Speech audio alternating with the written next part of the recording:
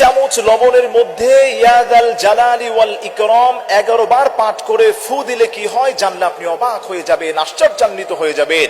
নবীজি সাল্লাল্লাহু আলাইহি ওয়াসাল্লাম বলে দিয়েছেন, তোমাদের যার যে পেরেশানি আছে ওই পেরেশানির সময় 11 বার যদি তুমি ইয়াদাল জালালি ওয়াল ইকরাম পড়তে পারো, আল্লাহর এই খাস নামটি পড়ার কারণে আল্লাহ রাব্বুল ইজ্জাত ওয়াল জালাল তোমার সংসার থেকে অভাব অনটনকে আল্লাহ পাক দূর করে দিবেন, বিপদ মুসিবত থেকে আল্লাহ পাক ওই ঘরটাকে হেফাজত করবেন। আপনি যদি চান 1 চামচ লবণের মধ্যে ইয়াদাল জালালি ওয়াল ইকরাম 11 বার পাঠ করে ফু দিয়ে আপনি রান্না বান্নার কাজেও, আপনি আপনার রান্নার কাজের সঙ্গেও এই লবণটাকে আপনি ব্যবহার করতে পারেন। নয়তোবা 1 চামচ লবণের মধ্যে ফু দিয়ে আপনার ঘরের চতুর্পাশে আপনি লবণটাকে ছিটিয়ে দিতে পারলে আল্লাহ রাব্বুল আলামিন সমস্ত ব্ল্যাক ম্যাজিক থেকে আপনাকে হেফাজত করবেন, মানুষের ক্ষতি থেকে আল্লাহ পাক হেফাজত করবেন।